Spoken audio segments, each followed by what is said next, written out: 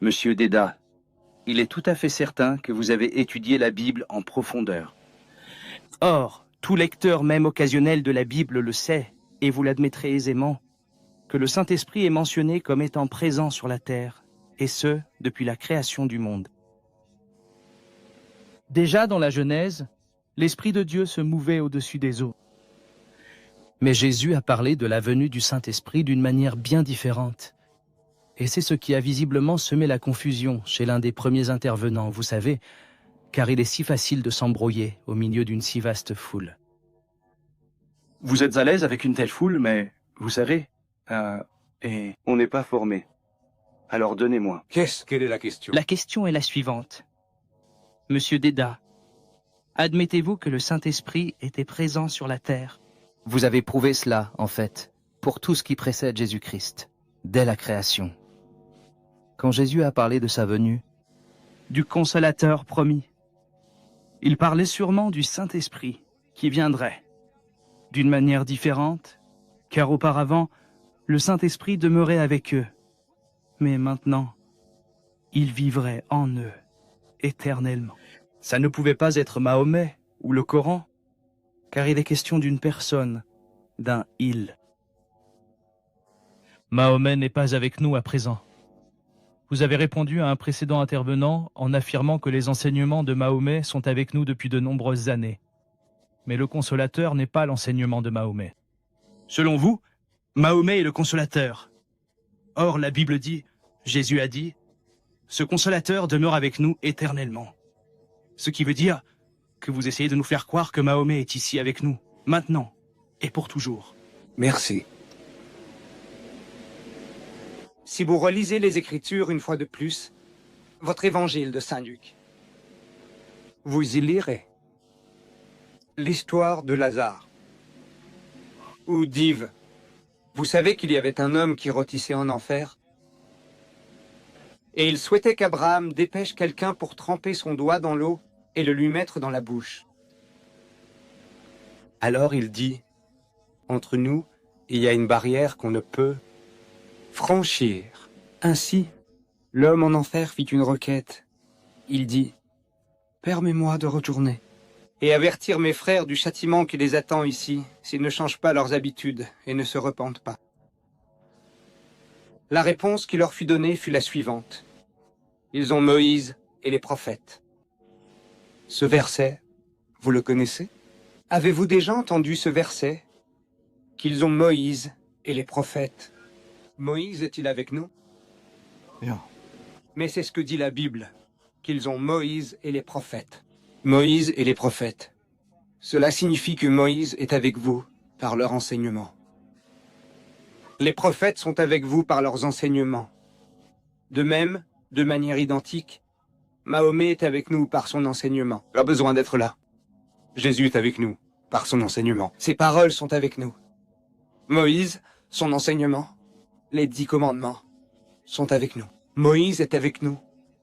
Ce n'est donc pas une présence physique. C'est de leur enseignement qu'il s'agit. Moïse est avec nous par son enseignement. Par son enseignement, Jésus est avec nous, tout comme Mahomet, dont les enseignements demeureront éternellement. Et Jésus vous a dit, je n'ai cessé de le répéter, si je ne m'en vais pas, le Consolateur ne viendra pas. Mais si je pars, je l'enverrai. Donc, il ne parlait pas du Saint-Esprit, car le Saint-Esprit l'aidait dans son ministère et aidait les disciples dans leur ministère. Comme vous l'avez dit, dès le début, le Saint-Esprit était avec tous. Donc il ne parlait pas de ça. Il parle de quelqu'un qui vous guidera dans toute la vérité, qui résoudra tous vos problèmes. Et depuis 40 ans, j'ai questionné les hommes érudits de la chrétienté, y compris votre honorable personne, pour une seule nouveauté, celle que le Saint-Esprit vous a offerte en 2000 ans, et que Jésus-Christ n'aurait pu vous donner à cause de votre entêtement. Mesdames, Messieurs, je vous salue au nom de Jésus. Bien, enchanté. Je suis ici seulement au nom de Jésus. Monsieur le Président, ce livre contient la parole de Dieu. Monsieur Ahmed Déda, pourriez-vous m'expliquer, si vous avez la gentillesse de vous reporter à 2 Corinthiens 13-14 et de me l'expliquer, Monsieur Déda? ce que cela dit vraiment. Si vous avez ça en tête, vous feriez mieux de me poser la question. N'attendez pas de moi que je fasse ce travail, gaspillant mon temps et le vôtre. Si vous savez ce que vous voulez, posez votre question. Pouvez-vous m'expliquer la Trinité, Monsieur Dédain? Quoi? La Trinité. Est-ce le sujet dont nous discutions ce soir? Trinité? On discutait de la Trinité ou de Mahomet, le successeur du Christ? De quoi parlions-nous? Des dettes. Vous avez renié la parole de Dieu dès le départ, et je vous mets au défi, monsieur. Déda, si je peux me le permettre. Il semble déjà que je n'en ai pas le droit, mais j'aimerais que vous expliquiez la Trinité, monsieur Déda. Je vais vous expliquer. Merci. Voyez-vous, la Trinité est quelque chose qui existait dans le monde païen bien avant la naissance de Jésus. Les Romains avaient leur Trinité, les Hindous avaient leur Trinité. Cette Trinité que les chrétiens suivent aujourd'hui n'est pas l'enseignement de Jésus-Christ. Vous savez, il n'y a qu'un verset dans la Bible chrétienne, celle que vous tenez, où la Trinité est expliquée de la manière la plus simple et facile à comprendre, la plus distinctive qui soit. Et c'est la première épître de Jean, chapitre 5, verset 7, où il est dit « Car il y en a trois qui rendent témoignage dans le ciel, le Père, la Parole et le Saint-Esprit. Et ces trois sont un. » C'est ce qui se rapproche le plus de ce que les chrétiens croient en ce qu'ils appellent la Sainte Trinité. Cependant, ce verset a été retiré de cette Bible, et toutes les traductions bibliques modernes l'ont écarté, le considérant comme une pure fabrication. Une interpolation. Je me demande si vous le savez. Toutes les traductions modernes de la Bible ont rejeté ce verset comme une interpolation, une pure fabrication. En étiez-vous conscient? Continuez. Merci. À la personne suivante, s'il vous plaît. Bonsoir à tous, et bonsoir à Monsieur Déda. Ce fut un plaisir d'assister à votre conférence. Et ce que je peux dire, c'est que je n'ai pas de rancune envers vous. Mais quand je suis entré, j'ai toujours souhaité vous voir, et mon cœur s'est serré pour vous. Je pourrais même en pleurer, car vous êtes précieux, tout comme nos frères. En fait, j'aimerais vous soumettre 2 passages des Écritures. Peut-être pourriez-vous me l'expliquer, car j'aimerais poser une question concernant le Consolateur. Mon intérêt est vif à ce sujet. Je me suis toujours dit que Jésus aurait pu adresser cette question à ses disciples et leur dire que c'est bien vous, le Consolateur. Mais ma pensée va toujours dans cette direction, c'est-à-dire que personne ne peut réellement prendre la place, même celle de Jésus-Christ. Nul ne peut remplacer le Consolateur. Il aurait pu dire aux disciples, « Vous serez le Consolateur ». Mais je vais vous le lire et vous m'expliquerez. C'est Jean 14. Versets 16 et 17. Je prierai le Père, et il vous donnera un autre consolateur, pour qu'il demeure éternellement avec vous, l'Esprit de vérité, que le monde ne peut recevoir, parce qu'il ne le voit ni ne le connaît. Mais vous le connaissez, car il est et sera en vous. Je relis, et je prierai le Père, et il vous donnera un autre consolateur, pour qu'il demeure avec vous à jamais. L'Esprit de vérité, que le monde ne peut recevoir, car il ne le voit, ni ne le connaît. Mais vous le connaissez, car il demeure et sera en vous. Je me suis toujours dit... Pardon? J'ai pas fini. Mais pourriez-vous lui demander de vous l'expliquer? Vous l'avez demandé? Merci. Jésus 2. Je prierai le Père, et il vous donnera un autre consolateur. Un autre, c'est différent de celui qui est là. Il y en avait un. Qui était-ce? Le Saint-Esprit. Donc, un autre consolateur. Pas lui, mais un autre. Et c'est Mahomet. De votre propre aveu, Jésus n'est pas ce consolateur. Le Saint-Esprit est le consolateur. Il dit, je vous en donnerai un autre. Donc, cet autre, c'est Mahomet. Et il a guidé l'humanité vers toute la vérité. Vous ne voyez pas? Un autre. Vous comprenez la signification du mot « autre » ? C'est le Saint-Esprit. Donc, Il parle d'un autre que le monde ne peut recevoir. Mais vous êtes préparés à le recevoir. Vous l'étiez déjà. Mais le préjudice fait obstacle, vous empêchant d'accepter cet homme qui demeure avec vous pour toujours. C'est le livre, l'ultime révélation divine. Dans son enseignement, m'interrompez-vous? Son enseignement est éternel. Il n'y en aura pas d'autre après celui-ci. Depuis 1400 ans, aucun autre livre n'a pu le remplacer. C'est la dernière révélation de Dieu Tout-Puissant qui demeure pour toujours.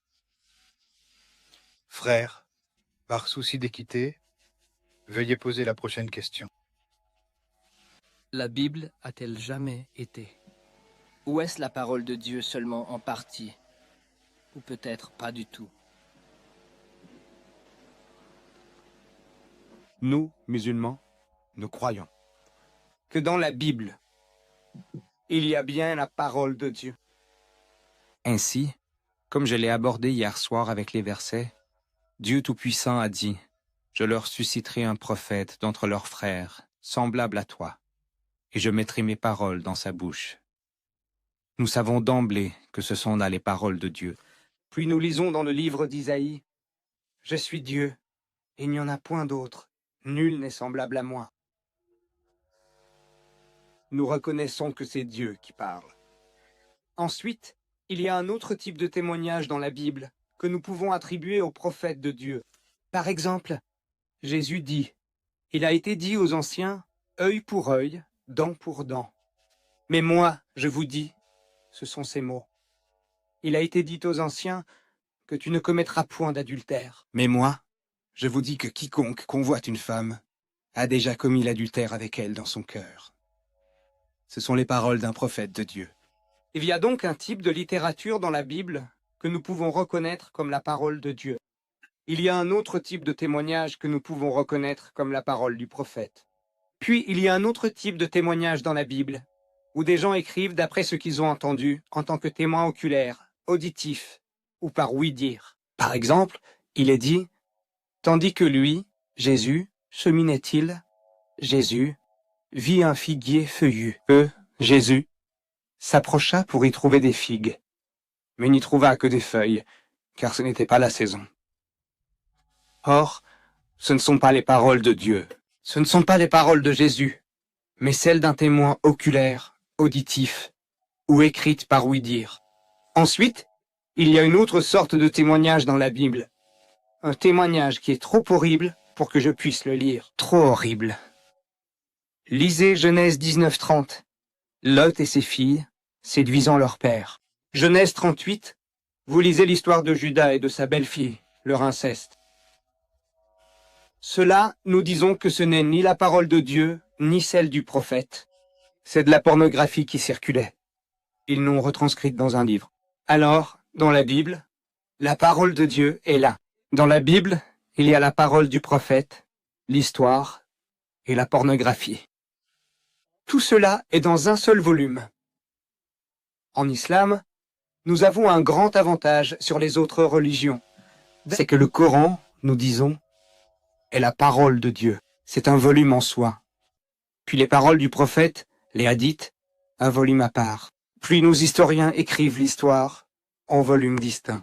Nous avons aussi des histoires salaces qui circulaient chez des Arabes pré-islamiques, les 1001 nuits. Mais ce n'est ni dans le Coran, ni dans nos livres d'histoire. Ce sont des livres pornographiques. Toutes ces choses sont donc dans des volumes séparés, alors qu'avec la Bible, tout est mélangé, donc il faut commencer à faire le tri. Ainsi, nous musulmans, de par notre éducation, reconnaissons ces preuves. Désolé, la question suivante, derrière. Quelqu'un est derrière vous. Attendez, on ne m'a pas répondu, j'ai bien entendu. Mais l'affirmation actuelle est que la Bible est en partie pornographie, en partie parole de Dieu, et qu'elle a été altérée au fil du temps. Est-ce exact? Vous me posez la question, je disais, c'est ce que disent les chrétiens. Eux-mêmes, ils le disent. Voyez-vous ce livre? C'est la Bible catholique. Je me demande si vous en avez déjà vu une. C'est la version Douai ou Reims, avec 73 livres. Donc les apocryphes aussi. Non, les catholiques ne parlent pas d'apocryphe. C'est vous. Les protestants disent que c'est apocryphe, donc douteux, inauthentique. Vous l'avez donc expurgé de votre version autorisée King James.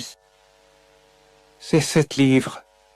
Puis, Alors, avec tout mon respect, monsieur Déda, avec tout le respect que je vous dois, je sais que vous ne voulez pas que je parle longtemps, mais le Coran déclare que personne ne peut changer les paroles d'Allah, et que la parole de Dieu ne peut être changée, dans la 10e et la 6e sourate. oui, Maintenant, si la Bible a un jour été la parole de Dieu, comment aurait-elle pu être changée? Si Allah et Dieu sont les mêmes. la parole de Dieu est immuable. Il est un. Shema Israël, Adonai Eloheinu, Adonai Echad. Écoute, ô Israël, vous ne pouvez pas le Seigneur est un. Mais si à ce livre, vous ajoutez autre chose qui vient de vous, votre propre histoire, vos préjugés, Donc la parole peut être altérée et changée. ce n'est pas la parole de Dieu qui change.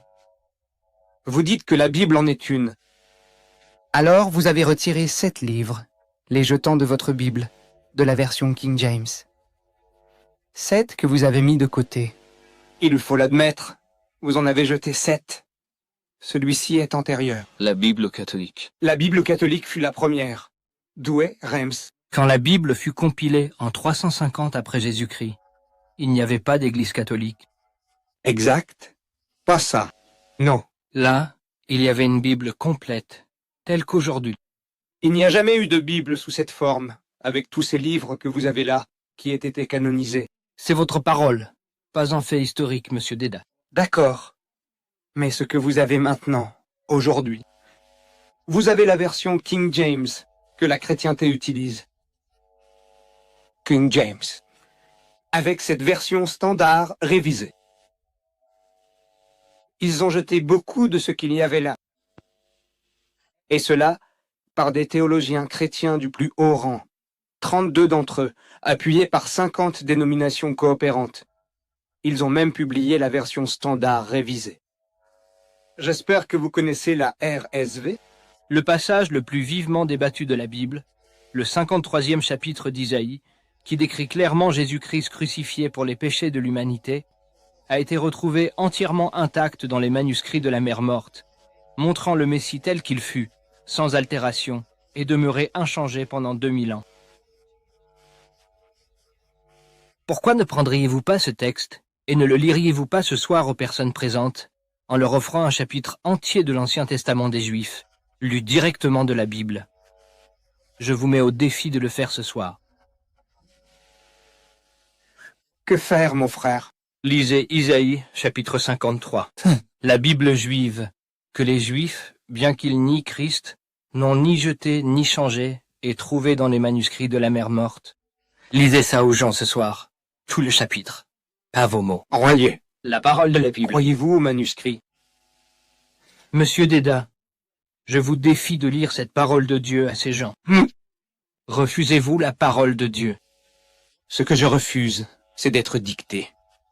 Cette réunion a été annoncée, et j'ai parlé pendant plus d'1 heure pour vous prouver que Jésus-Christ avait prophétisé l'arrivée de Mahomet. Et je vous ai présenté argument après argument, auquel ni vous, ni aucun chrétien parmi le public n'avez pu opposer la moindre contradiction. Me donnez-vous le temps de vous contredire? Il vous faut une réunion. La parole? C'est le moment des questions, si vous comprenez le sens de moment des questions. Oui, vous avez le droit de me poser des questions sur ce que j'ai dit. Mais cette fois. J'ai présenté mes arguments. Merci.